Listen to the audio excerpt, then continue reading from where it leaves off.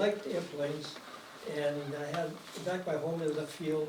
Used to make models and fly models all the time.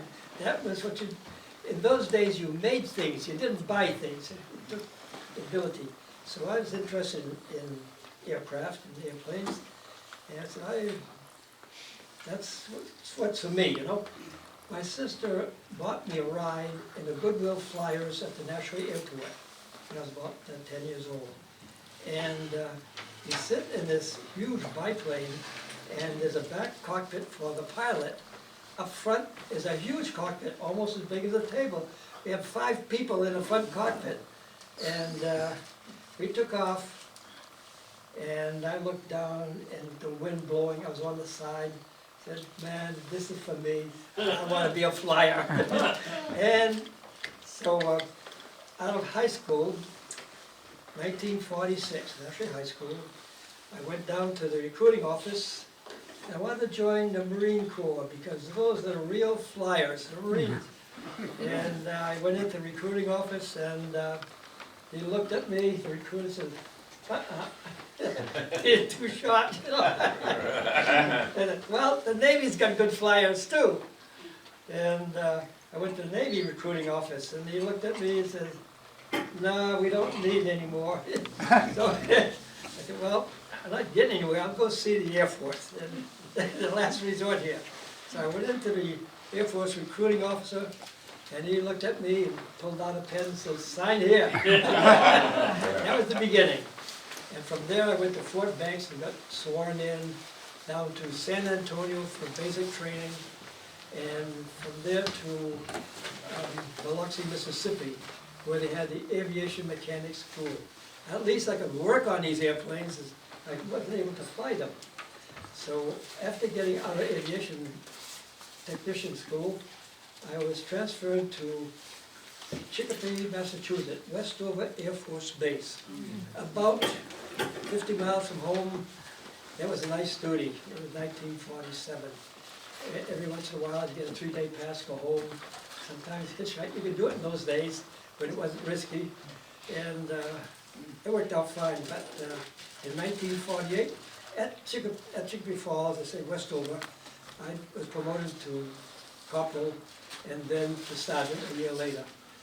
And soon in July of 1948, a notice appeared on the bulletin board that said the following enlisted men and officers will report in 3 days for duty and be flown to Germany. Get your personal affairs in order. Get your automobiles off the base. That makes you think. So 3 days later, we had 5 aircraft, 5 C-54 aircraft, large. And we had a large group of mechanics and officers and pilots. And we took off and flew, not in formation, but we flew one at a time, down to Bermuda, and over to the Azores, in Germany. And then about midnight at Rhine, Main, outside of Frankfurt.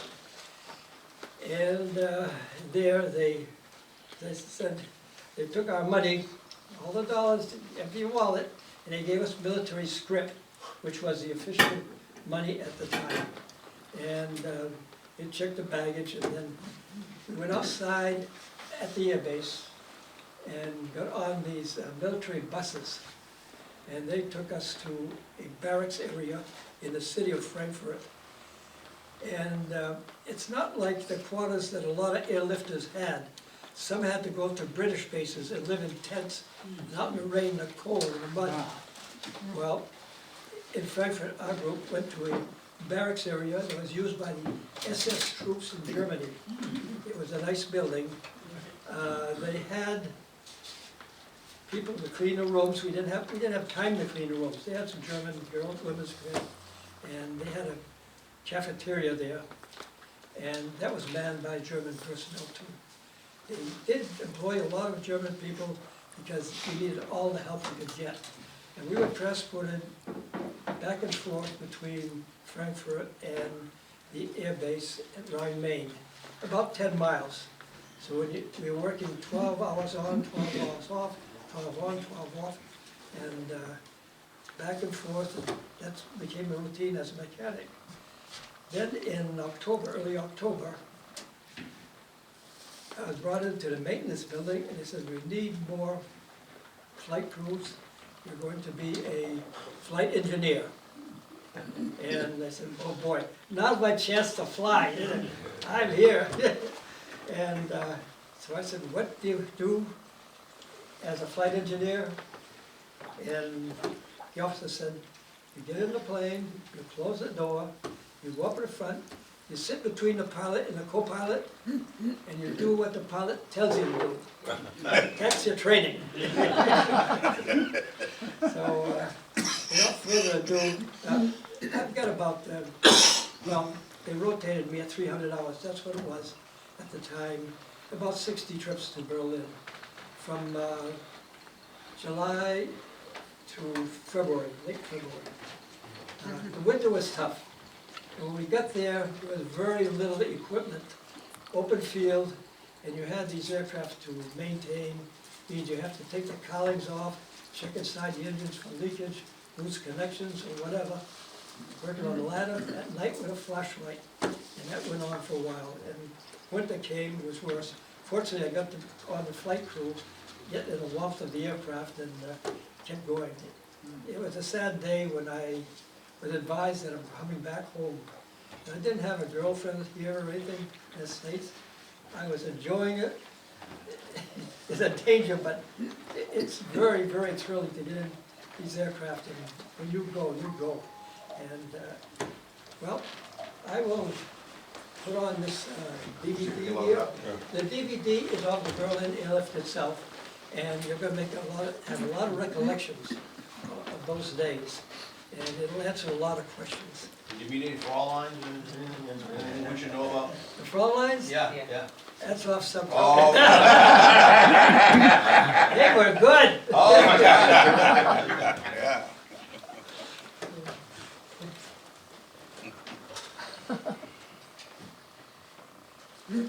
How high did you fly? Bring my technician along. What was the altitude that you flew at?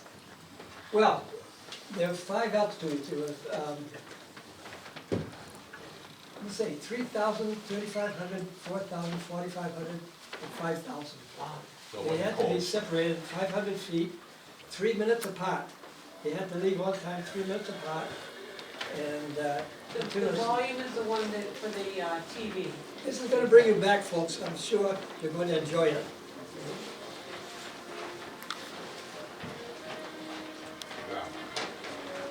Now, we can handle the lights.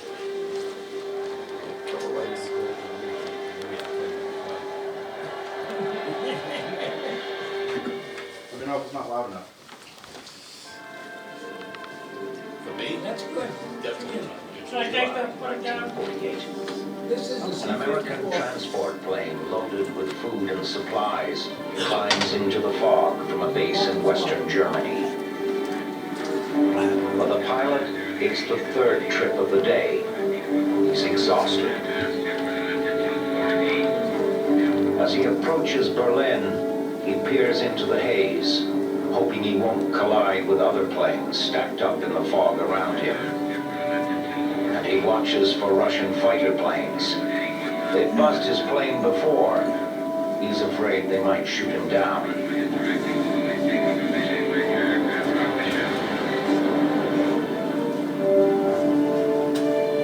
It's the early weeks of the Berlin Airlift. A battle of strength and resolve that is the first real confrontation of the Cold War. And a humanitarian rescue mission with the highest stakes in history.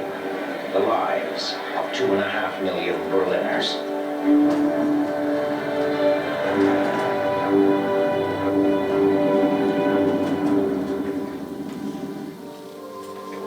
The road to the Berlin Airlift begins with a series of political mistakes in the last months of World War II.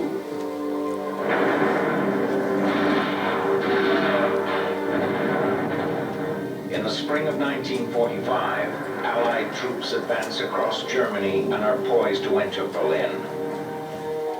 But General Dwight D. Eisenhower, fearing huge losses, refuses to order them forward.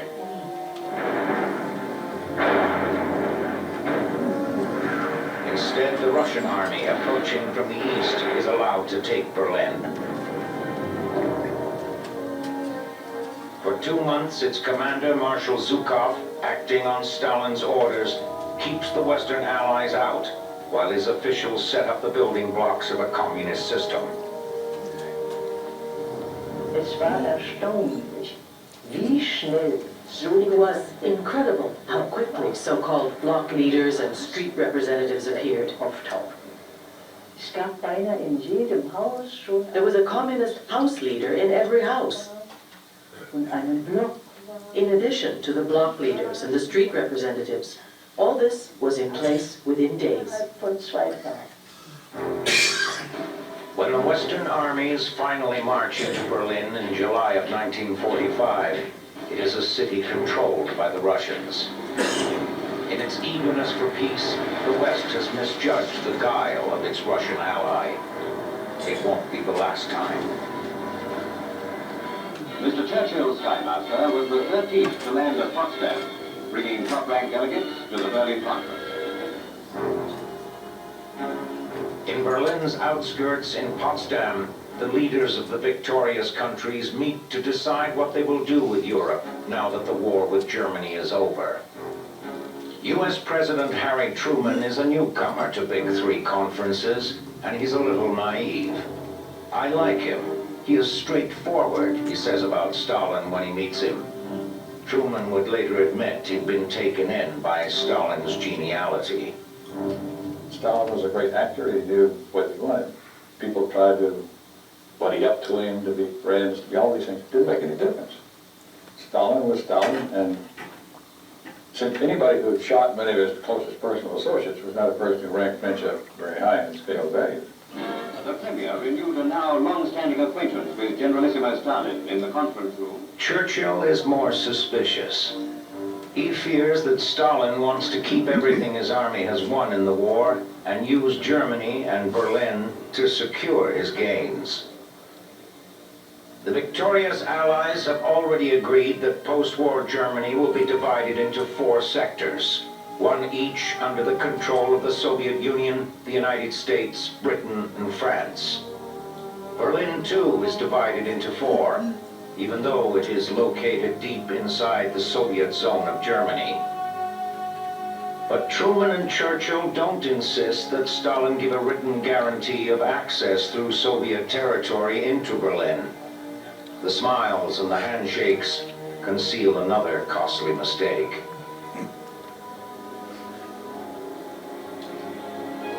As the leaders talk in Potsdam, Berlin lies in ruins. Allied bombings and Russian bombardment have reduced much of the city to rubble. Now Berliners who have survived the carnage scramble to stay alive with whatever bits of food and fuel they can find. People were living in cellar holes with no doors or windows. They would crawl into any vacant space they could find. You would see old ladies cleaning the mortar off bricks from destroyed buildings to salvage those bricks to build new buildings. The desolation was so complete that we were just completely taken aback.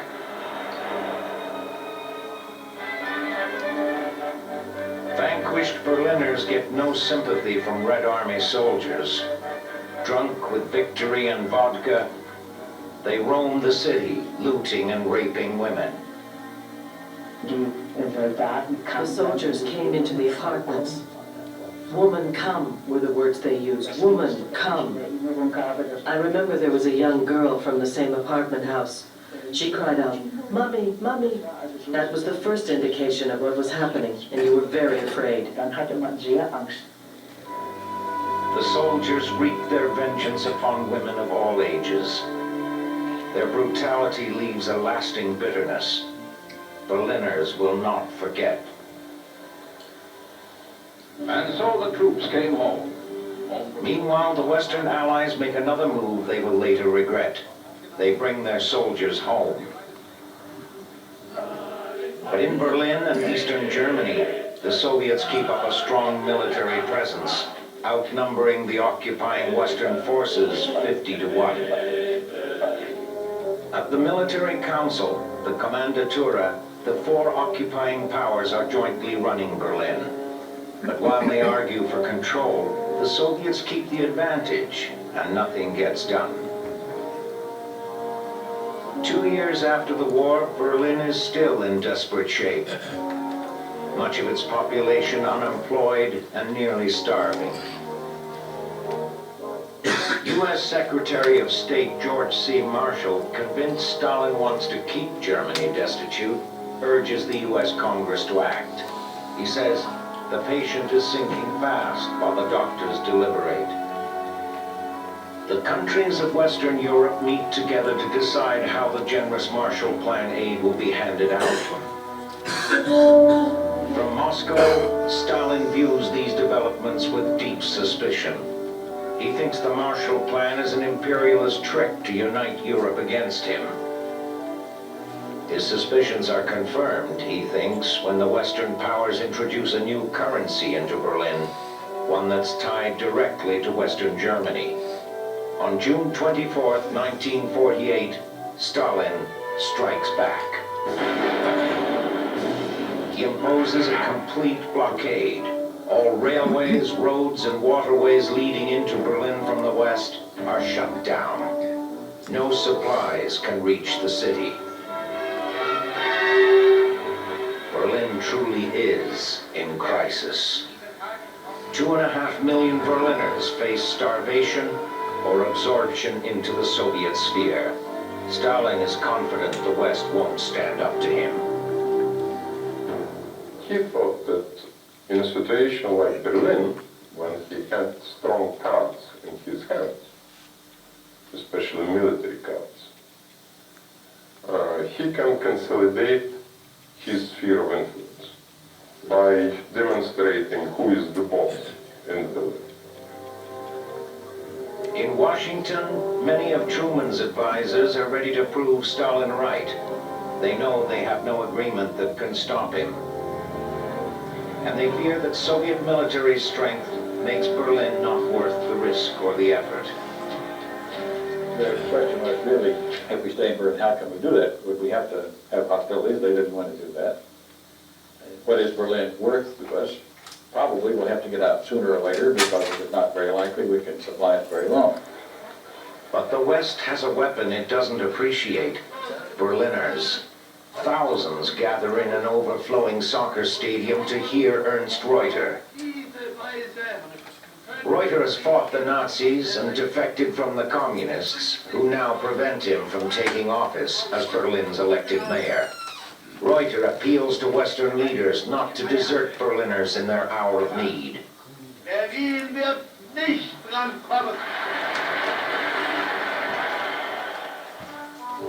Harry Truman is listening. The U.S. will stay in Berlin, period, he says. He is backed up by the American military governor in Germany, General Lucius Clay. Clay has long been impatient with Washington's careful treatment of the Russians and sympathetic to Berliners' plight. Truman has another ally in British Foreign Secretary Ernest Bevin. Bevin, too, has ignored his advisor's pessimistic forecasts. He pledges British planes and airmen to helping the Americans feed Berlin. And so, in early summer of 1948, the Berlin Airlift begins. No airlift this ambitious has ever succeeded before. The odds are heavily against it. But within days, American and British planes arrive in Western Berlin's 2 airports, loaded with food and supplies. It's a small beginning, not nearly enough to keep the city alive. But it's all that can be managed while the West, unprepared, scrambles for time. You know what he was saying? Look, we're going to keep Berlin supplied by air until the Soviets listened to reason or something like that. They did it until something better could happen. They did it until they could negotiate their way out of it. The Americans and British rush airplanes and air crews to Berlin, but no one believes it will be enough to save the city.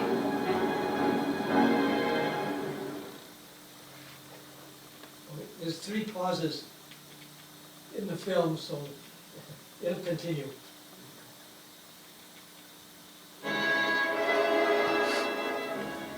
The word sanctions took on a grimmer meaning for Berliners as the Russian blockade against the people of the western sectors went into its 3rd week. Cut off from its supply routes, Berlin is in a perilous state. To keep up life as usual, the city needs 12,000 tons of food and coal every day. But Western air fleets, as depleted as their armies, are in no shape to provide it.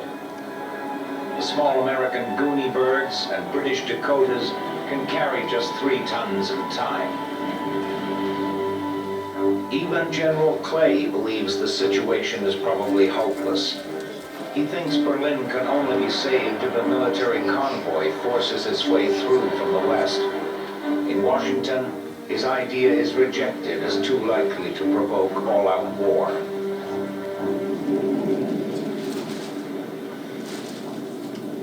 More and bigger planes are clearly needed. And within a week, American C-54s, 3 times as big as the Goonie birds, are on their way from American bases around the world. The American operation, dubbed Operation Vittles, is based at Tempelhof Airport in the American sector of Berlin. The British Operation Plainfare is run from Gatow Airport in the British sector. Planes fly from bases in western Germany along 2 air corridors into Berlin. After unloading their cargo, they fly back along a 3rd, shared corridor to reload for the next trip. But air crews are as scarce as airplanes, and pilots often fly 3 trips a day. Harold Watson, a World War II bomber pilot, is rushed back to Berlin to join the airlift. The chaotic conditions soon take a toll. When you're completely fatigued and you're flying at 3 or 4 o'clock in the morning and you see the sun coming up, there is a tendency to kind of drowse off. Yeah. I'm sure we all did it occasionally. We always had a co-pilot, so hopefully we didn't both doze off at the same time. Pilot Gail Halverson will soon find reason to stay wide awake. Halverson arrives in Berlin packing his own movie camera. As he flies over Soviet territory on his way into Berlin, he takes pictures of Russian fighter planes lined up on the ground below. He'll get a closer look. These guys, they come up head on, and the last minute they pull off.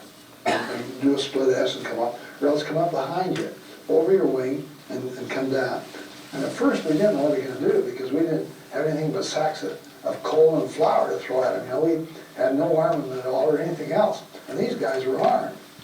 And we wondered, you know, are we going to get shot at? Air crews are well aware that tense standoff can easily erupt into war. Ralph Dionne is a 19-year-old flight engineer. He worries about Russian fighters and Russian ground artillery. On one night flight, we were flying in complete darkness on the way to Berlin, and there were flares, flashes on the ground. Tremendous flashes. We didn't know if they were starting to open up fire on us, but we never knew what it was. And there are tricks to lure the pilots out of the corridors and over Soviet territory. I did come in one night in bad weather, thunderstorms, and was trying to tune in this Homer on my radio, and it got a good strong signal when I break out of a heavy cloud. And it was a Russian decoy station set on the same frequency as the Tempelhof beacon. And we got off, we went halfway to Poland, I think. Eventually the Russians stop their dangerous games. Their planes stay on the ground.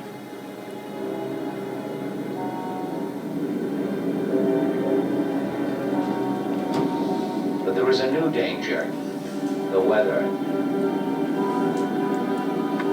For weeks, heavy rains and fog turn airfields into mud and reduce visibility to nearly zero.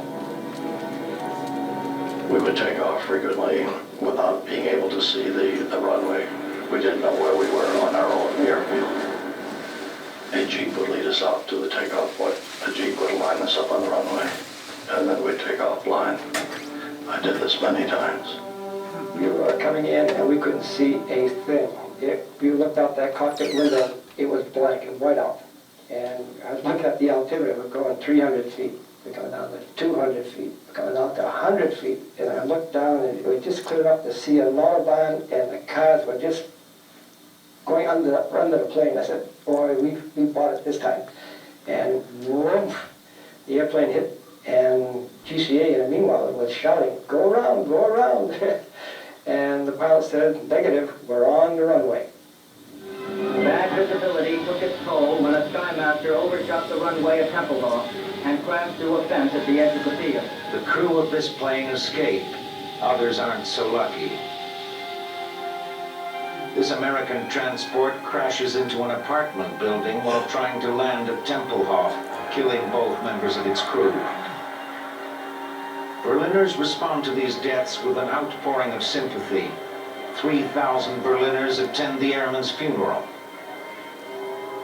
A plaque erected on the site of the crash says, "The Berliners of the western sectors will never forget you." As airlift traffic increases, so does the danger of more accidents. It doesn't help that planes waiting to land in the soup, as pilots call it, stack up on top of each other flying blind. The helter-skelter airlift desperately needs an organizer, and Major General William Tunner arrives in Germany to do the job. Tunner is known as Willie the Whip. After he gets stacked up in the soup himself on a flight into Berlin, changes are made fast. You came into Berlin, and if you couldn't land, come right into land, you take the load and go back to West Germany. There's no time to circle. You couldn't circle. And you put in long-range radar. It picked us up over the Elbe River, 70 miles out. You could position the airplanes, get them the right spacing, the right distance. And so these kind of procedures were the ones that made all the difference for them. More planes are ordered up. Still not enough, but they will help. And as the months pass, the tonnages brought into Berlin steadily increase. There is food, of course, almost all of it dried. This fresh milk is a rare luxury. Most Berliners only get the powdered kind. There are thousands of tons of flour. It's easier to fly it in this way than to bring in loaves of bread. So Berlin's bakeries work round the clock, and Berlin's bake shops, at least, stay supplied. There is medicine, fuel for buses, trucks, and cars, parts for machinery, and household goods. Delivering all of it to isolated Berlin requires planning and ingenuity. Table salt arrives on British flying boats, specially equipped to resist corrosion. Berlin was supplied with 16 tons a day of salt, table salt. It just boggles the mind, the imagination of what 2 million people can consume in a day. But the airlift's biggest challenge is coal.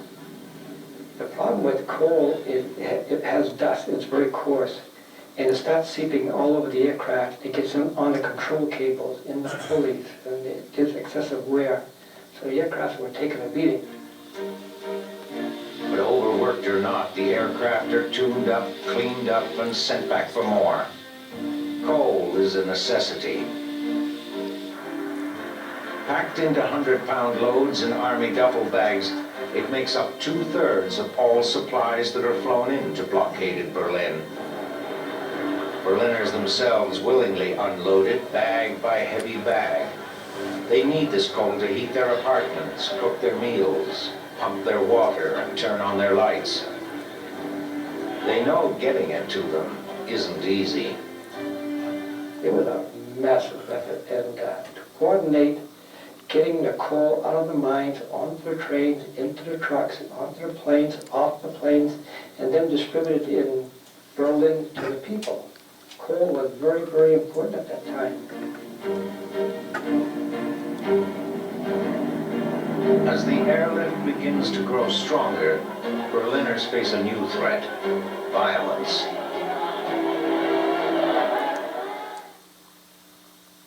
Number two. Who's that good-looking guy that keeps talking to us? That was then.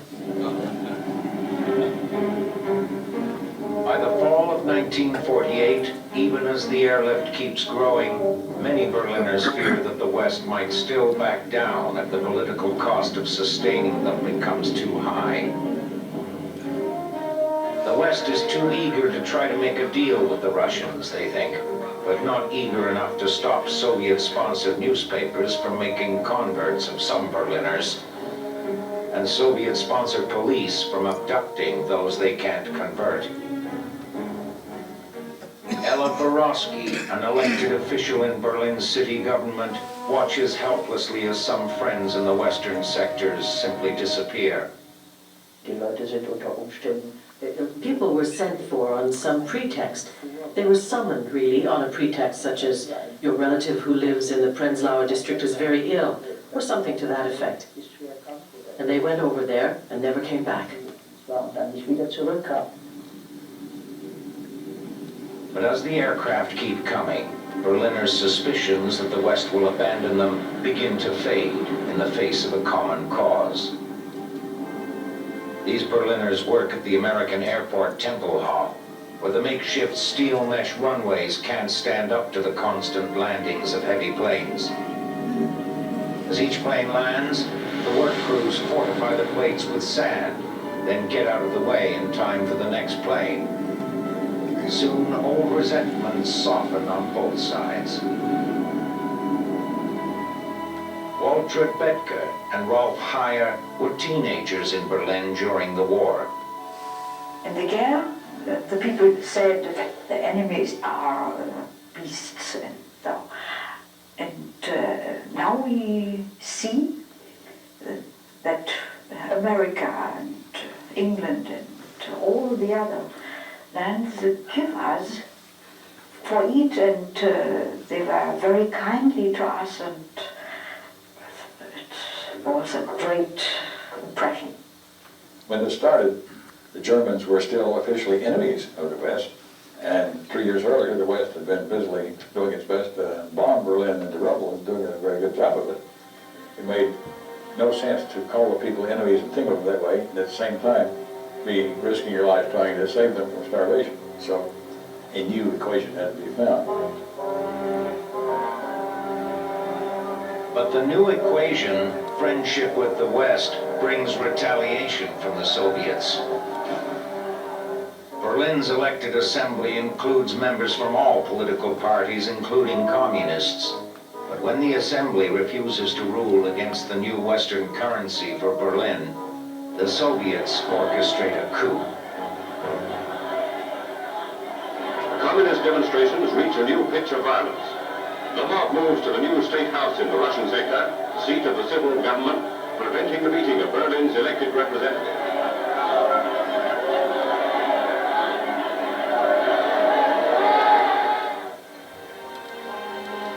Berliners protest the violent end to their citywide assembly by taking to the streets.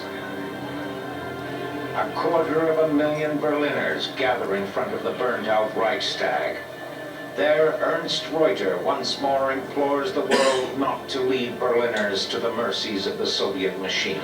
Ihr Völker der Welt, ihr Völker in Amerika, people of the world, of America, England, France, and Italy, look at this city and see that you cannot sacrifice this city and these people. You cannot sacrifice them. For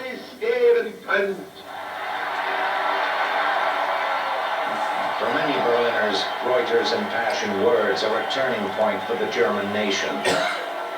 Nicht lange her, dass die Alliierten KZ-Häftlinge befreit haben. It hadn't been long since the Allies had liberated the prisoners of the concentration camps.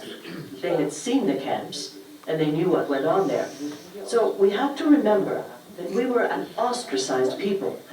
And Reuter stepped forward as the representative, in my view, of a new people.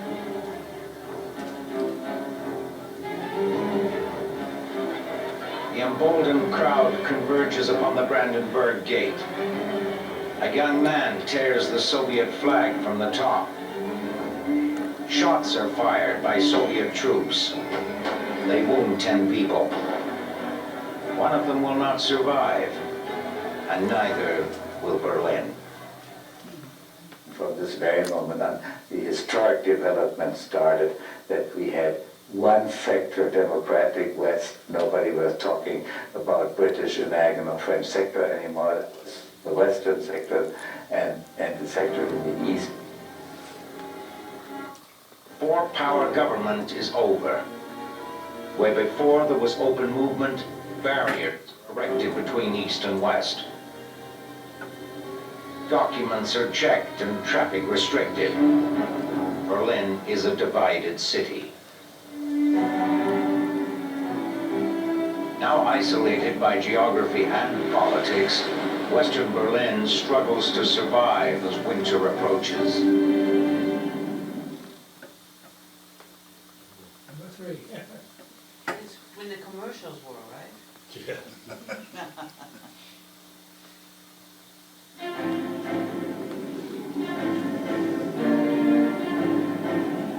The stepped-up airlift is now supplying barely 40% of what had once been brought to Berlin by land and water. Approaching winter will cut these deliveries lower. It won't be enough to feed and heat the city. The Western powers are in a race to keep the airlift alive. Today, with the new field scheduled for October operations, the Western Allies and the Berliners were working together and working fast. Construction of the new Tegel airfield isn't just fast, it's near miraculous. There was no heavy equipment in Berlin when the airlift began, and there are no planes big enough to fly it in. An extraordinary solution is required. Somebody discovered there had been during World War II a man named H.P. Lacombe who had worked on building installations in Brazil, of all places, and he had developed the skill of a surgeon in cutting apart large machines and then having them reassembled. So he was blown over. This was very important because the Russians could not have imagined that there would be any way to get heavy equipment into Berlin at that time. So this H.P. Lacombe, a forgotten hero, if ever there was a forgotten hero, made a lot of this possible. In November, Harry Truman, much to everybody's surprise, performs a miracle of his own. He is re-elected president. Now he is free to put his whole weight behind the airlift. General Clay comes to Washington to seal a deal for more planes. As winter closes in, they begin to arrive. The airlift soon resembles a gigantic machine. When you see aircraft after aircraft after aircraft departing and lined up, and the sound of those radio engines just groaning, and then you come your engine, off they would go, and another one would come in, and it was a constant movement. The constant movement produces a constant roar.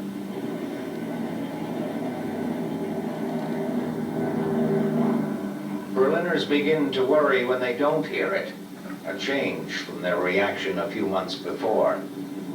I was very afraid because I was in Berlin very often, when the aircrafts came with the bombs. But I lost my fear for the aircraft. I was very glad when I heard the planes. Meanwhile, another step is taken to increase airlift safety and efficiency. After a 1-month warning, the French blow up the antenna towers of Russian-controlled Radio Berlin. Berliners are delighted with this cheeky act of sabotage. It knocks Soviet propaganda off the air for most of a day. The towers are in the way of a new runway in the French sector. When the outraged Soviet commandant demands of the French how they could do this, The French commandant replies, easily, with dynamite. Still, the airlift is providing a grim minimum of what is needed to survive as winter arrives. Limited coal to run the power plant means that electricity is rationed, sometimes to as little as 2 hours a day. Factory workers try to work in the dark with little success. Berliners often read their newspapers by candlelight. When the power comes on in the middle of the night, women get up to cook and iron as their families sleep. Berliners joke blackly that they have a choice. They can starve in barely warm apartments or eat while freezing in the dark. I dressed and undressed in the bed. And the clothes I dropped near the bed, and the next morning I fetched the clothes under the bed to warm up, and under the bed I dressed on.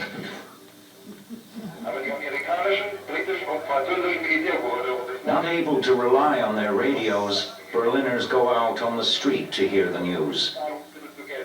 Somebody had the idea that we got from the American Army 12 weapons carriers. These are little larger jeeps.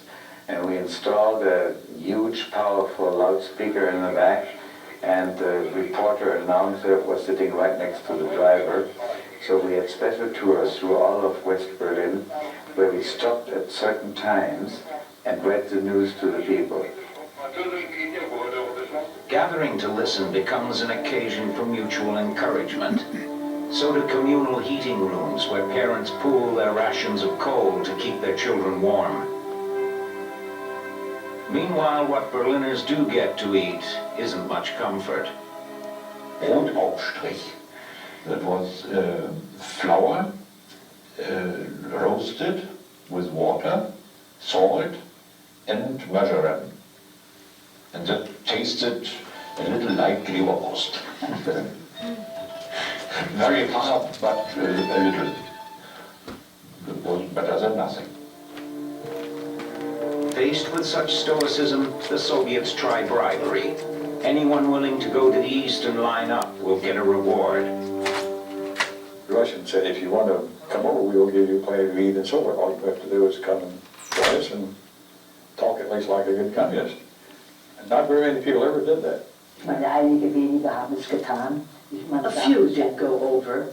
They said it was 5% of the population of Berlin. I don't know exactly, but that's what the statistics say. And they were, for the most part, people who were concerned about getting fresh milk.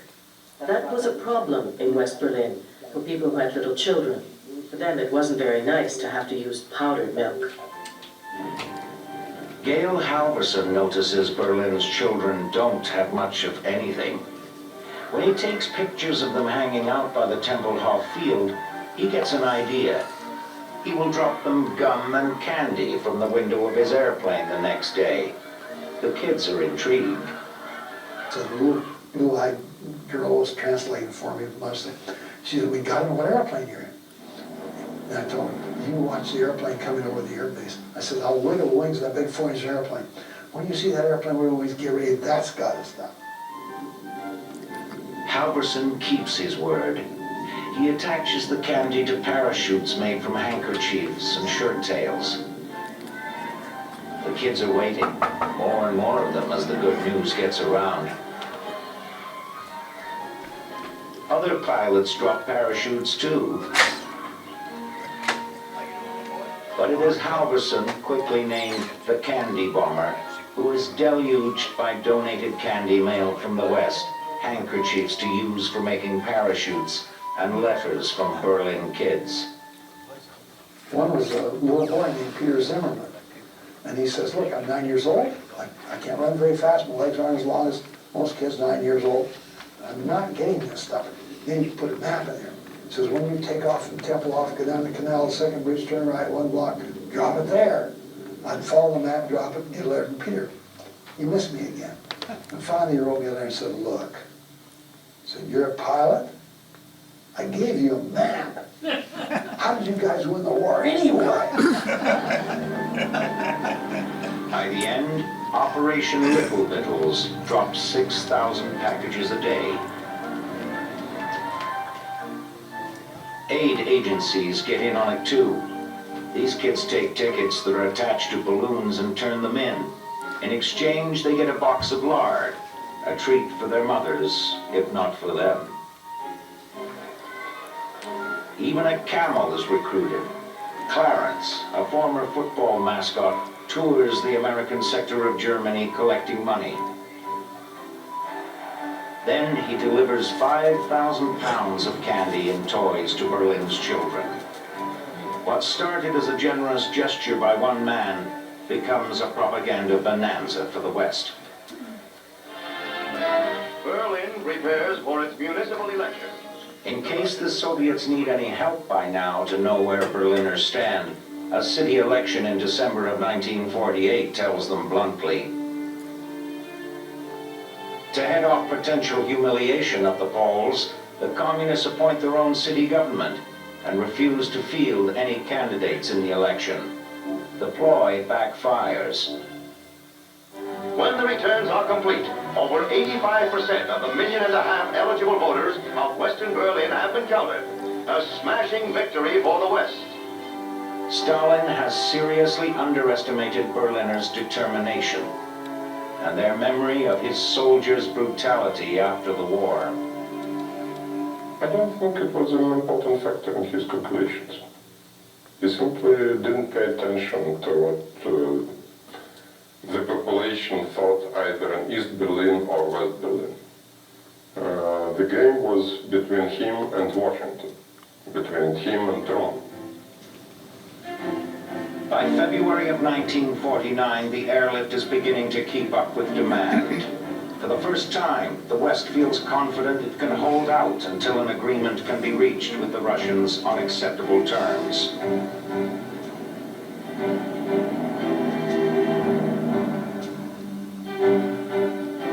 In a big push on Easter weekend, American and British planes deliver a record 12,849 tons of coal over a 24-hour period. It is a dazzling show of air strength designed to make a point. We were just going to show the Russians that we were just going to rub their nose in it, that we could do this and we could do it forever if we had to. And we did. The airlift is over, but the Cold War is just beginning.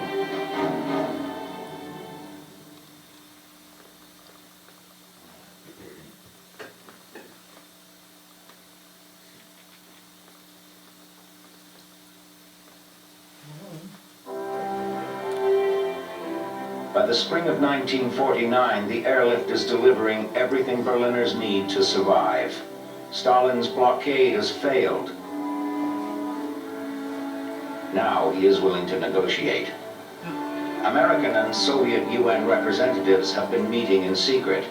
In early May, almost a year after the airlift began, they reach an agreement.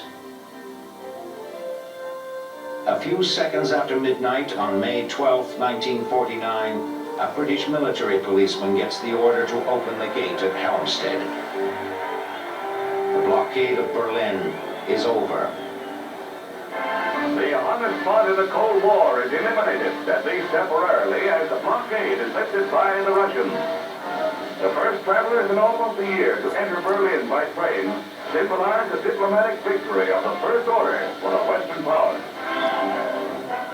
For happy Berliners, the end of the airlift is not the end of their troubles. But it does bring a measure of liberation and vindication. This was when the West realized that there were people in Germany who would fight for their freedom. Dieses Image. The image of the totally disgraced Nazi people was broken at this point. For Stalin, once so confident he had the upper hand, it is a major setback. It's a miscalculation which would be compared to Stalin's miscalculation in June 1941. didn't expect Hitler to invade. I think, well, these two miscalculations, they're comparable in their historical consequences.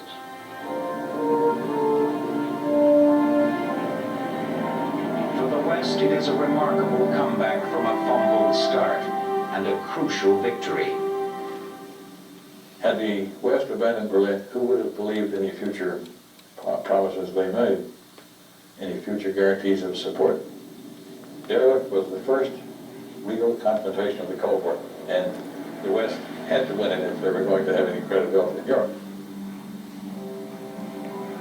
The siege of Berlin has consequences far beyond a humbling retreat for Stalin.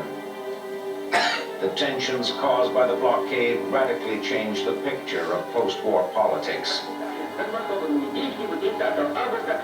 The old wartime allies who fought together to defeat Nazi Germany are now sworn enemies. The responsibility of failure will rest squarely and unavoidable on the government of the Soviet Union.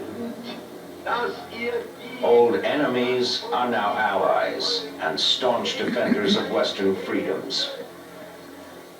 The division of Berlin hastens the division of Germany. By May of 1949, the new Federal Republic of West Germany is declared with a new constitution and a new flag.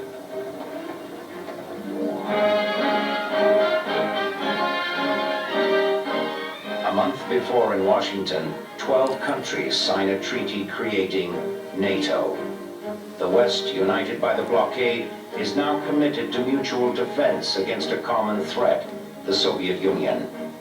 West Bloc versus East Bloc politics is born. And Berlin remains the epicenter of the struggle. In the wake of the blockade and airlift, the number of refugees fleeing from east to west increases dramatically. And so restrictions on Berliners' movements grow until 1961, when the erection of the wall makes their separation cruelly complete. It is in Berlin that East and West almost come to war over the wall in the 60s. And where the CIA and KGB plot intrigues and swap spies.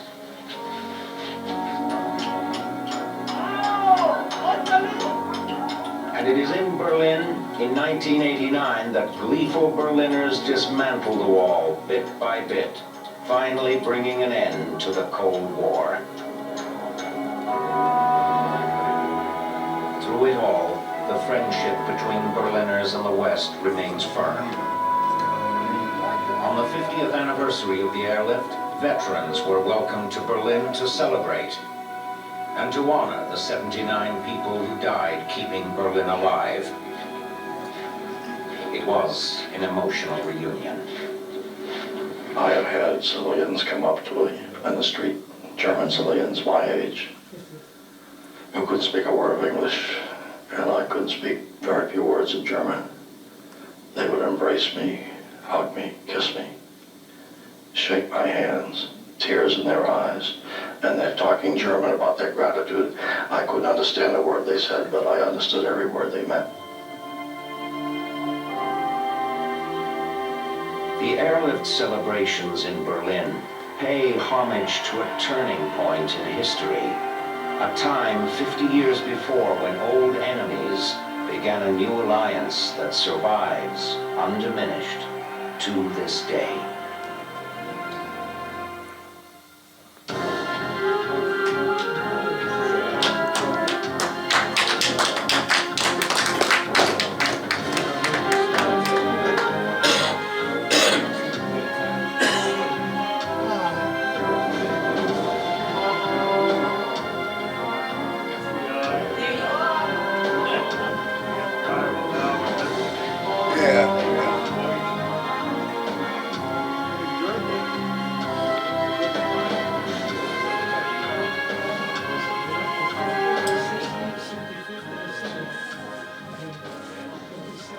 Watch Less America. Yeah.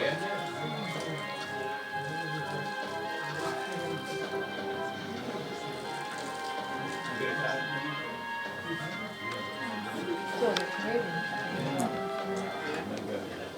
Okay, Richard, you want to get that off? What do you think, folks? All right. How many times do you fly a day? A day, how many missions do you make a day? 3. You can go 3 missions. 2 and 3. Yeah, it takes about 3 hours for a round trip.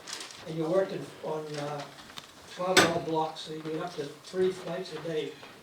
And I hate to get this going, but boy, this country really did something along with the Brits. And that proves what teamwork does. You've got to work together.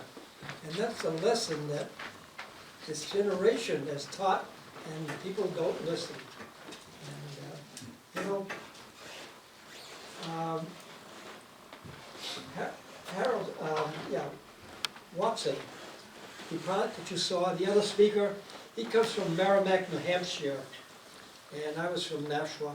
At the time, I was a New Hampshire resident, and then when I went in service and got out, I moved to Dracut, Massachusetts, and I stayed there for 66 years. So I've been, Massachusetts died too. Now I'm back in Nashua. My sister died 2 years ago and left a home there. And it was a nice home, I moved in. My wife died this May of this year from Alzheimer's. It's been a tough many years, being the sole provider. And we got through it all right, because my son from California sent his wife for 3 months to give me a hand, and we got through it all right. When you have good family support, that means a lot. Amen. Yeah. His sister lived to be 100. Oh my. 102 months. Yeah. We have a picture of a candy bomber here. Yeah. What's the other one? Oh, wait a minute. Let me look for a moment. So you can imagine the British guys, they had to sleep in tents. They were right on the runways. We had a reunion. Every year, the Berlin Airlift Veterans Association has a reunion. We go to different cities in the States, usually where there's an Air Force base around, because you can get visiting privileges and they really give you a good time. Another thought is, on the airlift, the Navy, we had 2 squadrons of Navy aircraft, and they worked on the same base with us, and they always were a little better, even in performance. The Navy, I'll give them a great hand. And they brought their own engines, their own parts, and they were able to operate there on their own. They did very well. I was at Wichita. We had our reunion, and in September this year. Yeah, in September. Okay, I'm trying to think of the candy bomber was there. Oh. And we took pictures together, shaking hands, having fun. I had another friend who was an ex-president of the group, and he was 91, and the candy bomber is 91. 99 each. Thank you. It's getting up there. And Chuck died about 2 weeks ago. So out of the 3, there's 2 left. On the trip to Berlin this year, back in May, I went with my oldest son from California, and they really treated us royally there. And there's some of the pictures from the trip to Berlin. I have a video on my computer, laptop, but I don't have a DVD, which I would have presented tonight.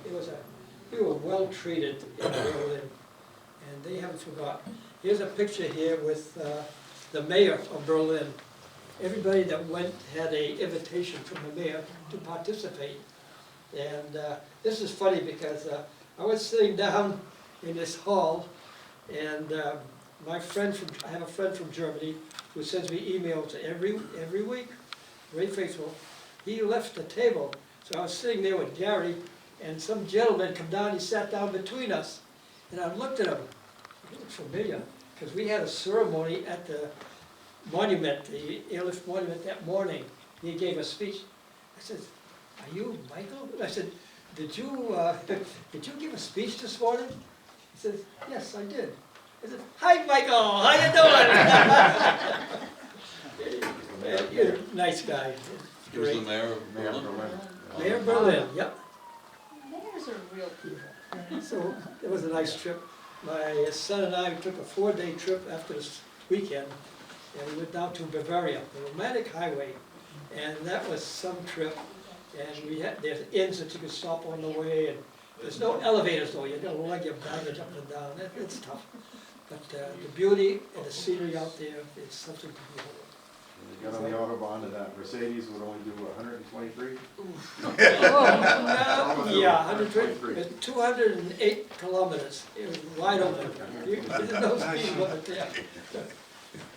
My son who was driving, incidentally, is a stunt car driver for the movies. Oh! I wasn't worried. That's how we went out to California. And yes, you have a question? No, I just wanted to relate an experience. My wife and I were on a tour 3 years ago, and we ended up in Berlin. And we both had been there in early 60s when it was divided. It was just amazing to see the transformation today. But one of the days our tour guide arranged for us to meet a gentleman who had been there in Berlin as a child when you people were flying in all the food and goods.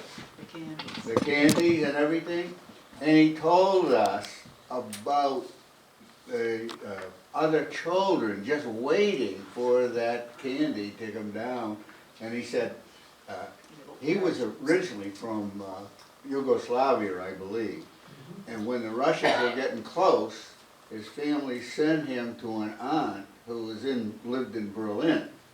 And he was telling us the struggles to just get food or just get Well, imagine. anything to keep alive. But he said, I used to sit there at the end of the runway and watch those kids waiting for the guy to wiggle his wings and dump throw out the candy. So it was really interesting to hear the other side. Well, that had a lot to do with the psychology, because the people who weren't sure where this is going to work, the Berliners, Yeah. and they were unsure. But when the children started coming home with candy, these Americans, they love children. They must be good people. After we bombed them and everything, and that changed the mentality. That's why it was so important. I also had an uncle who was over there with his wife in the army, and they had 2 young children, 2 and 3 or something like that. And they were there during the airlift, and they said sugar was the most important thing that they had that they could bargain with. The Germans wanted that. They could get anything. Coffee. And coffee was the other one. Yeah. Kids didn't have candy. They just come out of World War II, and they had nothing, Yeah. And it was very important. I don't know what else to say. That was quite impressive. Yeah, the United States made a lot of friends right there. Yeah. Took a lot of courage by the president, though, to do that. Right, he was told not to do it. Well, yeah. Harry Truman says the buck stops here. He meant it. And Yeah, boy, it took a lot of courage for him to go forward, and the British backed him. And but it was a great move, because they would have eaten Berlin up. oh, I let's mean, see, we're 50 to 1. We weren't armed. Oh, yeah. And you know, when we left Westover Base to go overseas, we flew over New York City and out over the ocean, and I could see the Statue of Liberty there. And I thought back, how many soldiers and sailors embarked on ships back in World War II and left and never came back. So you look at that and you wonder if that's the last time you'll ever see the United States. But it worked out fine. And it proves that teamwork works. We didn't have certain crews on the aircraft. We just went with whoever was assigned, and it didn't matter. We worked together, trusted each other, and They had German mechanics working on the aircraft. Tegel, which you saw building the airport, they had 19,000 individuals working out there. 40% were women, and it was built in 3 months. Wow. Amazing. Yeah, those steamrollers, you know, they cut those things into pieces, flew them in, and Yeah, rolled them back big, together. big steamroller in the States, They couldn't and get 'em in there. cut it into pieces, and they shipped it over, re-welded it, and they used it. That's Yankee ingenuity. Yeah. On one aircraft, remember, C-54, they had a problem with the rudder, way high up. We didn't have the ladders yet out there.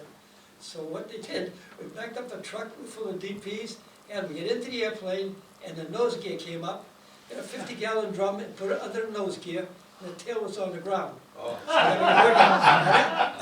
that's where we were, did things. You had to do what had to be done. Yeah. Yeah. How come they didn't use bombers? I mean, we had plenty of B-24s and B-17s and B-29s. retired them already.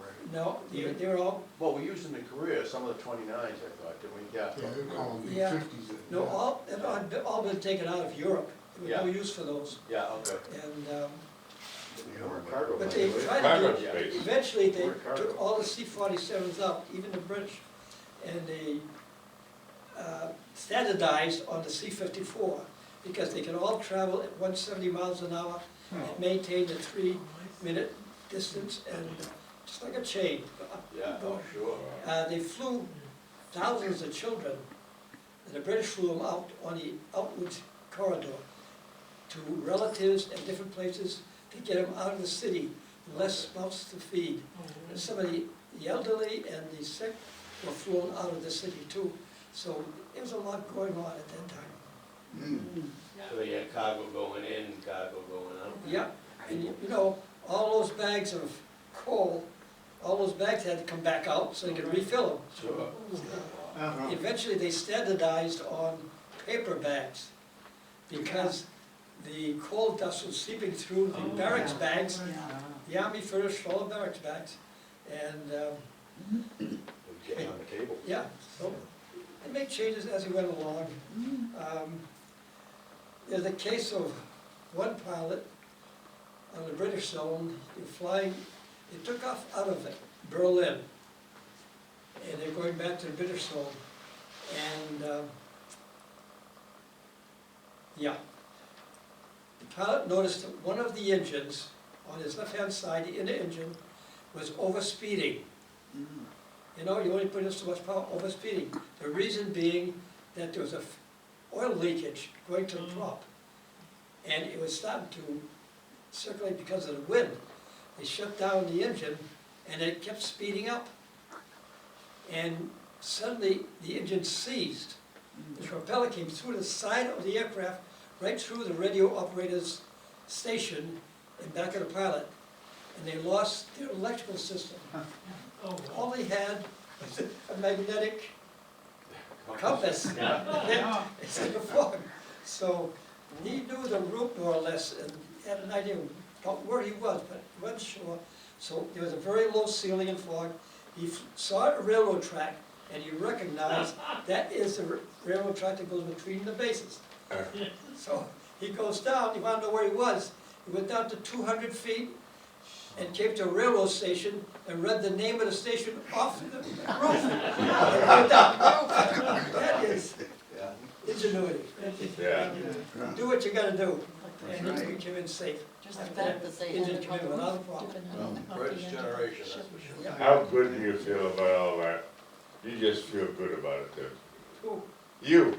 Oh, Well, I don't know. Isn't it the greatest feeling to have done something you know, like that? Yes and no. Nothing's been said for years. My family says, I never saw this thing, I didn't know you were there. Oh, jeez. You know, it makes you feel like you're bragging if you talk about yourself. No. And we're the generation, we didn't do that. We just did our job. Yeah. You mentioned to me, you've been back for how many reunions? I went back for the 50th anniversary, and on the 50th anniversary, they turned out for a big show at the stadium. Remember the 1936 stadium where the American tucked into Hitler? Right, yeah. Right. The stadium started the show, British planes come over with paratroopers, and they drop down on the field. Awesome. And then they had one area where a choir and music, kids singing, and all the veterans were about, I'd say about 8 busloads. We came up to the stadium and all walked in and paraded in. It was 6 or 7 wide and a long list. All the people around in the stadium were clapping as the veterans came in. And that is a greeting, a tremendous thing. Yeah, my question is, so you said you went again this year? I went to, that was the 50th, I went to the 60th, I went to the 65th and the 70th this year. And I and the Candy Bomber were the only 2 from this country to make it this year. Oh, really? To Berlin. Yeah. My question is, the reception still is huge over there? Yes, in a way. We, after the weekend, we had a special evening, a Monday night, and the group, about 20 of us, went into a restaurant.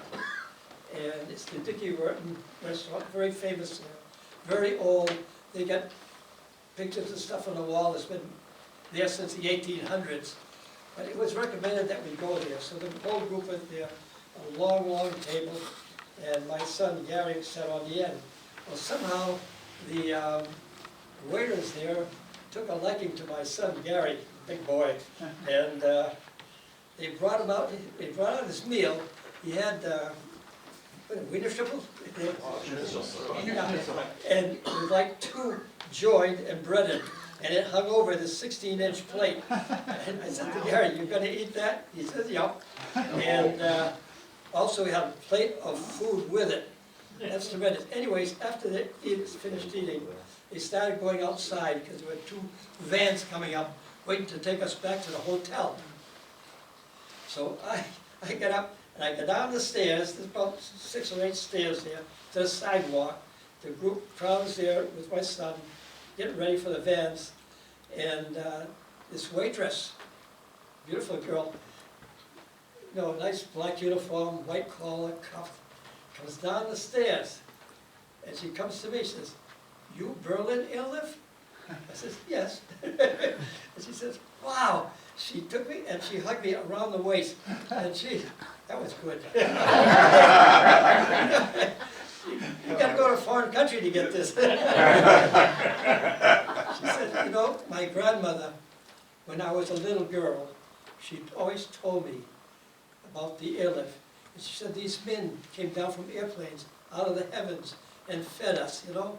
And she always remembered that. I don't think she ever met a veteran, and she was just happy to meet me. And then she says to the waiter, there's another waiter halfway down the stairs, "Go back and get his bill." Because she had asked me, "Did you pay yet?" I said, "No, I just come down to see, get people on the cabs." Anyways, the waiter comes down with the bill and gives it to the waitress. She's hugging me. She takes it. I pay. Oh, my God. Now, does that answer your question, how they feel there? Oh, yeah. A waitress, it pays for your meal, and that's a good feeling. So, thank you all for being of that generation. And that one plane that hit the apartment building, every day they put fresh flowers still Oh, yeah. outside. Yeah. Every day. There's so much to tell on this, you can't get into it all, but you've got a pretty good idea. Yeah. I was doing a little homework today, and I read it was incredible that it was over a 250,000 flights made in the Berlin. It was something like 277,000. I guess some of the statistics, you can't believe it. It just seems amazing that they're able to finally coordinate it, and as they said, they could have gone on forever. And there's a reason they call it the greatest non-combat operation of the 20th century. I'm glad you had a chance to see it tonight and realize what this country is capable of doing. Okay? There's a couple of pictures here if you want to display them. Well, thank you. That's a feel-good story. He knows they got photos of I that. want to see the ball. This is from Gloria and the rest of the board. That's a feel-good story.